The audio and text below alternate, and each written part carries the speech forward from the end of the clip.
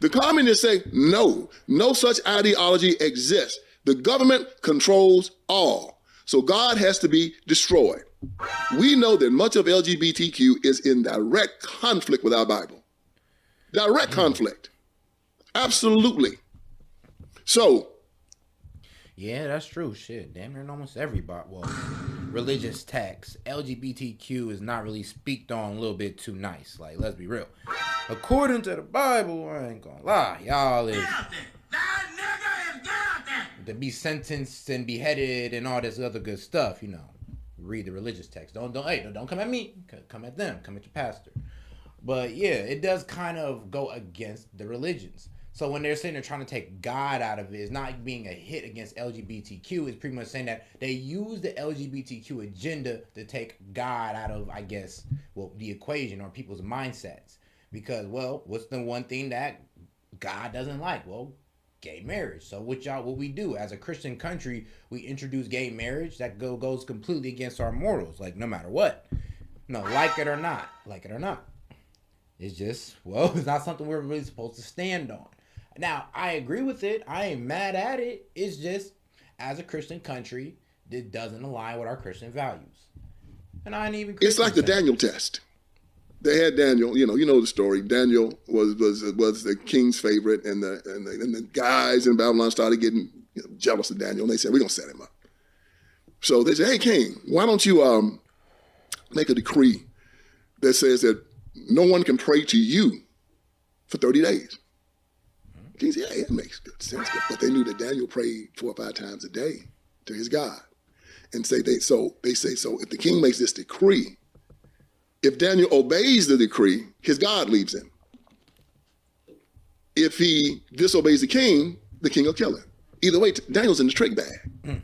So, of course, the king makes the decree. They're spying on Daniel, sees him praying to his God. You know the rest of the story. They put him into the lion's den. God saves him. King kills those guys. It's the same thing in America now. We're going to pass laws to you Christians.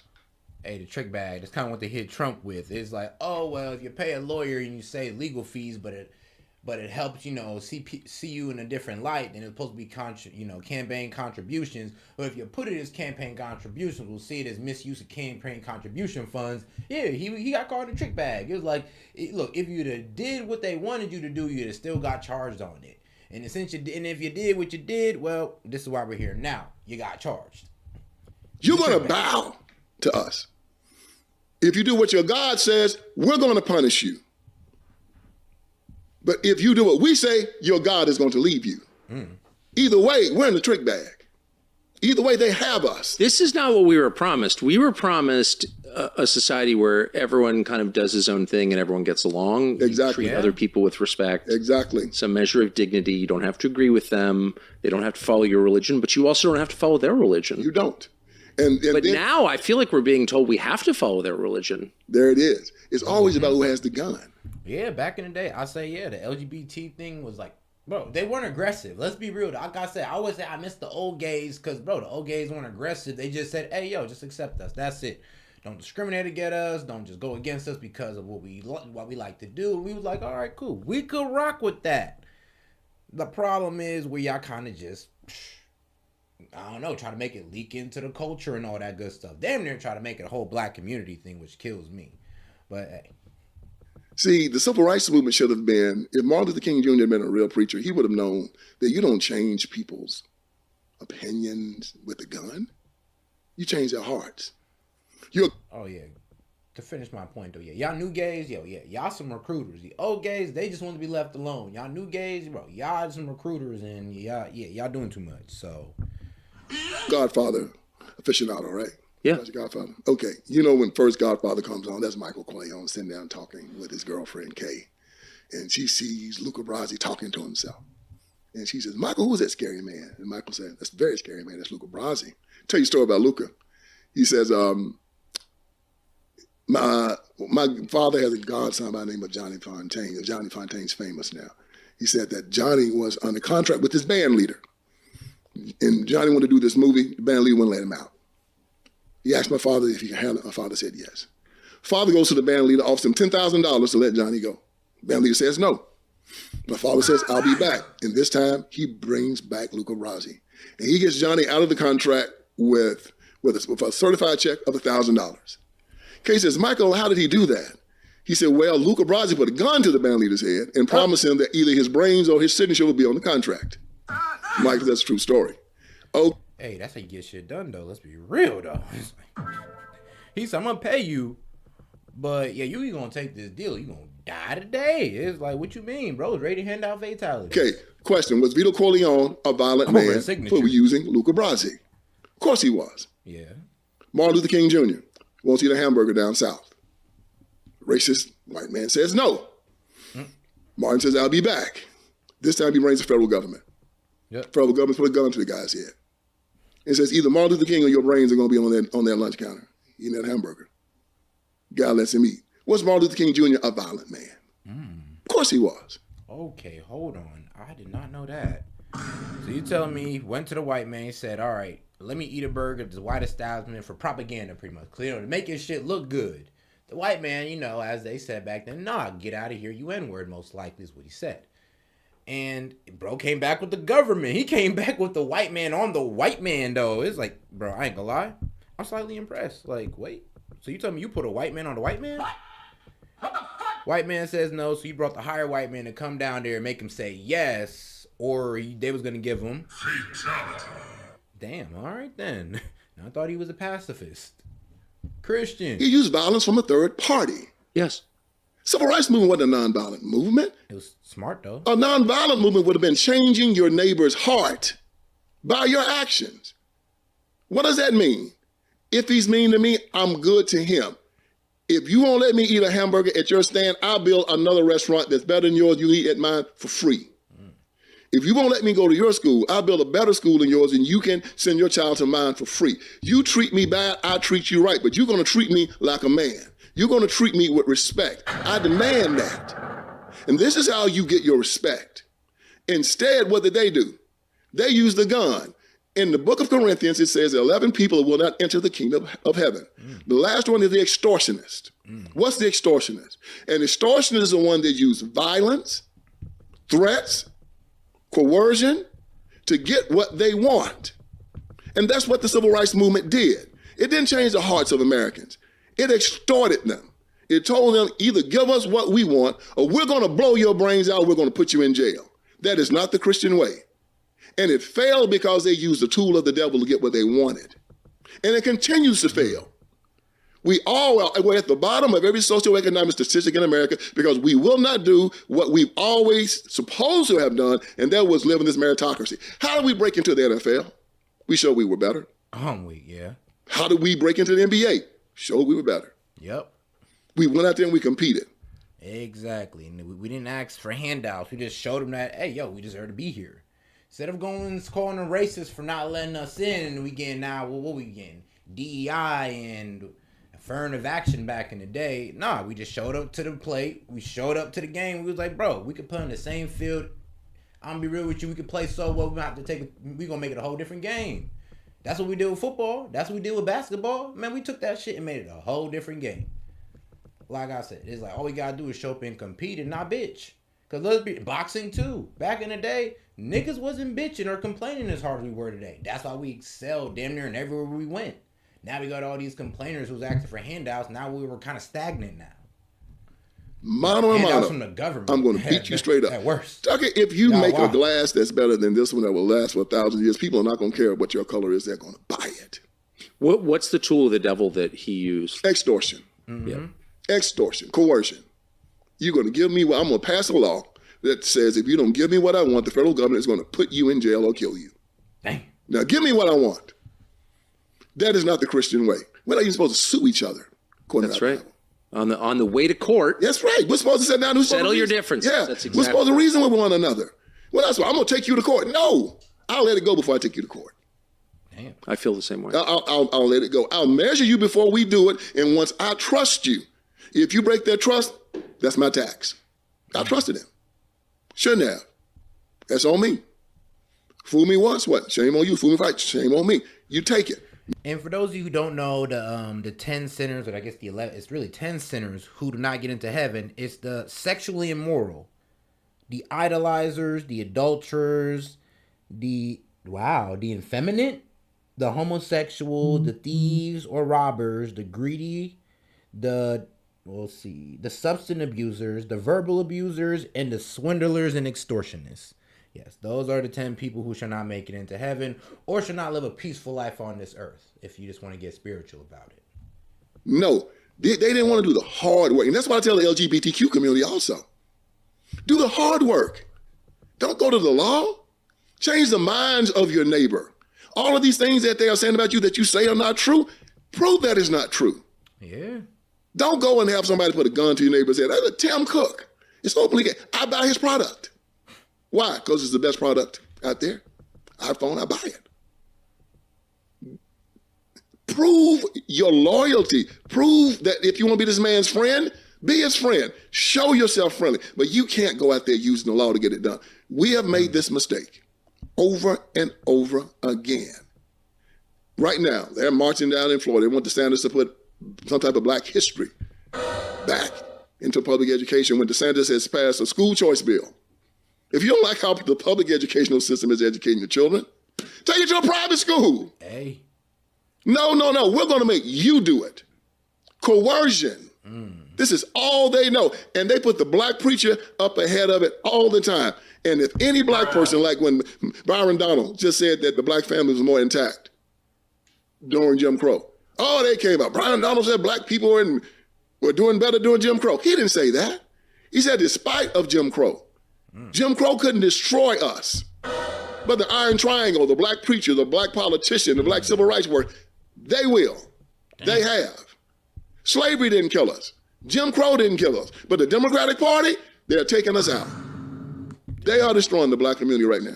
You may have come to the Yeah, I ain't gonna lie. I can agree to that. Because even if I look back at everything that's been the downfall of our community, from us turning into like people who prospered and no matter what, to now beggars for some reason, from us turning into the people who conquered into complainers, is like, bro, it did started back from when the government got their hands on us. When they start pretty much getting their hands on us to the point where, they're giving us free handouts. They're offering us, they're trying to pretty much persuade us to be on their side, that they're not the racist when they've always been the racist. It's like, I'm telling you, it's been a mind play on the black community since the 60s. Since they seen we were doing so well. And they had to fuck it up for some reason. And I'm gonna be real with you. We kind of fell for the mind control. That's on us. But we can get back though. I'm optimistic about that. In environment. He was staying with his grandparents, he had a mother and a father. He was taken care of, or she was taken care of. The people had a sort of majesty about them. They went to church. They were honest. Never saw a police officer hardly, a sheriff's department. People just got along. And now it's changed. The hip hop culture got involved in it. At the beginning of the hip hop culture, they tried to warn people about it. I remember when I think it was Tipper Gore and some other lady tried to warn people about in the 80s. In the 80s. The NAACP, C. Lawrence Tucker got involved, warning people about it. And then all of a sudden, from what Suge Knight says, Suge Knight said they started paying them and they all shut up. Wait, what? You what? So y'all knew this shit was bad for the community. Y'all knew it was poison, but Suge Knight pulls up with the... And now y'all just shut the fuck up. Now it's just crickets. Like, really? You see what I mean? And you think they're on our side, but really they're just looking for somebody to give them a payday. So they'll shut up. Yeah, we'll go against you, but don't worry. You can shut us up. You just pay us enough. And it's just like, all right, what do you really stand for then? Because it ain't for the black community if that's all it took. They started giving them money. And now the NAACP gives awards to them. Now all of the urban leagues, they give these guys awards. And the hip hop culture is a culture of sex, violence, and materialism. No virtue whatsoever. How many jokers you shot, how many women you slept with, how much money you got, violence. Like, for real, I ain't gonna lie. Oh, yeah. There's powerful niggardry at work here. And that's all it was, just straight BS. It was all just materialism, sexual. Bro, I'm gonna be real with you. What did I just read off? The 10 sinners that shall not make it in there. So, the sexually immoral, all we talking about is sex and bitches? Let's be real. What? We talk about robbing people. What? The thieves and the robbers won't make it in there either. So, let's be real. The hip-hop music kind of perpetuated these sins that Loki would not let us live a prosperous life on this earth. Like I said, if you want to make it into a spiritual thing. Won't get into heaven according to the Bible. According to spirituality, virtualist. You just won't live a good life on this earth. And Thomas Wolfe said, the great writer Thomas Wolfe said that. Scam rap, swindler, the extortionist. I need to start learning something. Culture is the arts elevated to a set of beliefs. So you have the arts, you have the culture, then you have the politics. In your arts, you have religion, you have music, you have books, you have television, radio. Those are the arts. And we allowed a satanic movement to take over the arts of the black community, and now it spread into the white community. And that was the hip hop culture. Damn it, it did though. Yeah, we do got white boys out here trying to be us. Trying to do more than just that, man. They trying to gangbang with us too, like. You stupid. Like you white, you trying to gangbang with niggas, like. You stupid. I just don't get it. Your ass should have just lived your white privilege, but no. You want to be over here with us. Like, I just don't get it. It's really an error. Like, and you and I listening to the Temptations and listening to all this great music going on, right? Stacks. These people listen. I want to kill an N word. I want to F again word. I mean, this little rapper in Memphis by the name of Glorilla, not Gorilla, Glorilla. Yes. Just was invited to the White House. Her hit record at the time was I F N words for free. No. Whoa, G. Whoa. That's not what the song is called. Not I F N words for free. It's F nigga free, which means that she's, well, all right. Yeah, she's avoiding herself of lacking black men, I guess, or unachieving black men, or dusty black men. There you go. That's what the song really was. Bums. She's avoiding herself of dusty black men. That's the whole premise of the song. Not she messes with niggas for free. No. Still a toxic song, still very toxic, but it's the way I'm explaining is way better than what he just said, and that's actually what the song is. Gets a White House invitation. Barack Obama had all of them at the White House at one time. He had a little hip hop festival in the Oval Office. Yep. He had Cardi B, Rick Ross, and Dr. Dre, Snoop, all of them. And all I'm talking about killing. So you see how a young society that wants to understand what right is, right? So I ain't gonna lie though. And so in the White House, There's powerful niggardry at work here. cause didn't they let Lil Wayne in the White House? So Glorilla, Lil Wayne, Cardi B, I think Ice Spice might have made it in there, maybe. Who knows? But let's be real. It wasn't no prominent black figures who actually speak the truth and can talk for the black community. It's never those people.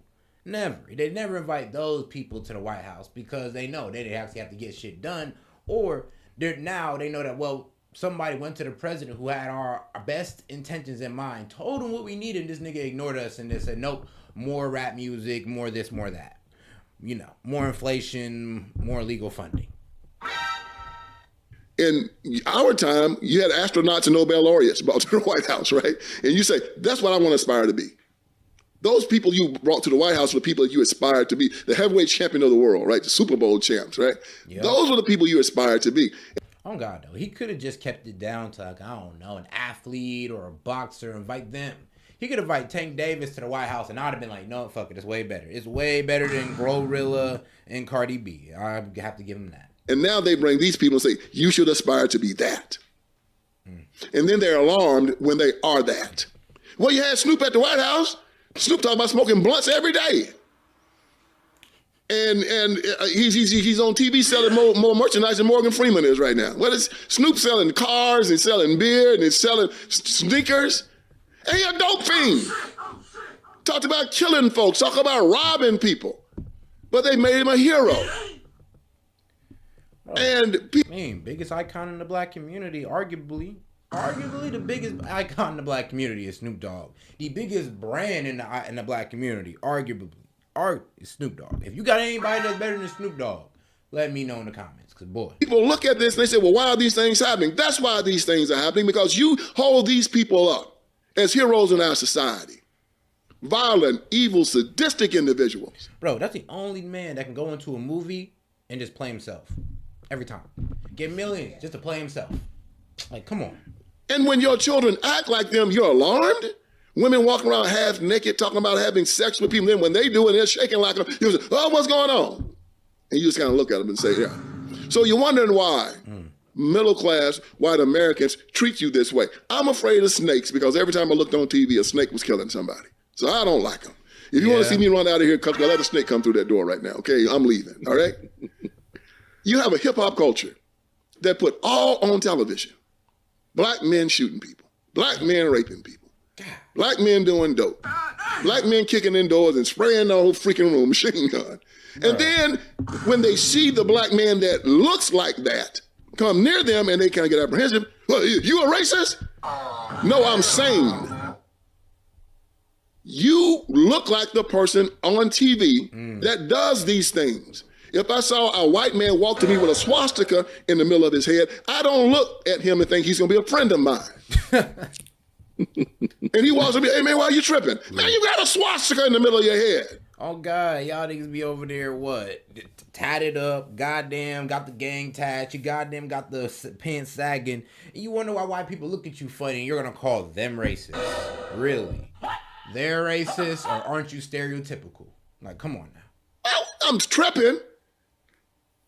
So you want to ask the question of these young people. Well, we all wear uniforms, don't we?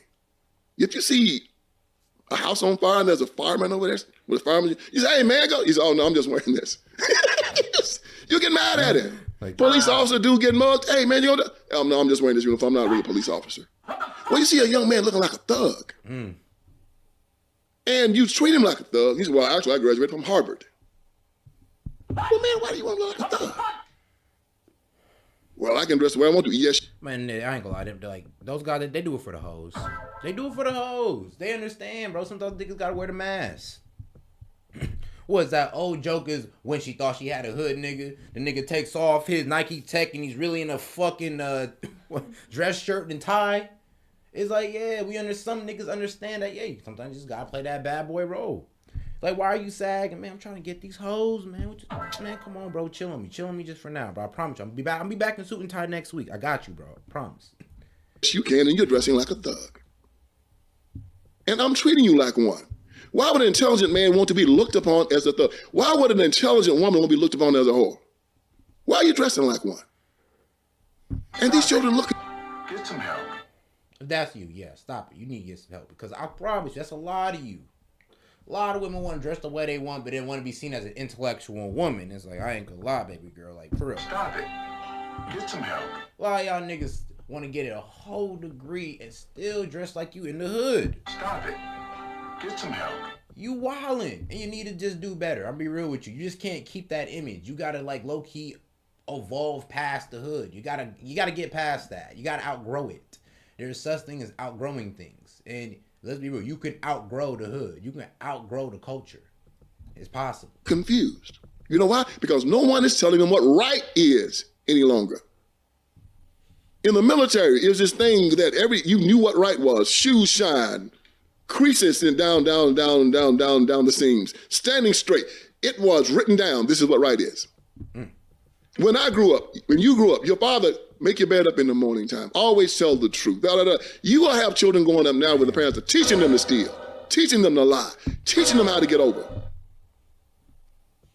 I learned that when I worked in prison for 5 years. These guys were... Shoot, I seen that probably a couple weeks ago. I was at the store and this little kid was just... he seen the last prime. This little kid seen the last prime in the fridge. Well, in the store fridge. And this little kid was like, man... I would steal it, but I actually got to come back here, because every time I steal, I don't come back, and I steal all the time, and I'm just like, and this little kid is talking this shit behind this lady that I'm presuming to be his mom, because, like, I ain't no way you're his mom, and he's talking about stealing right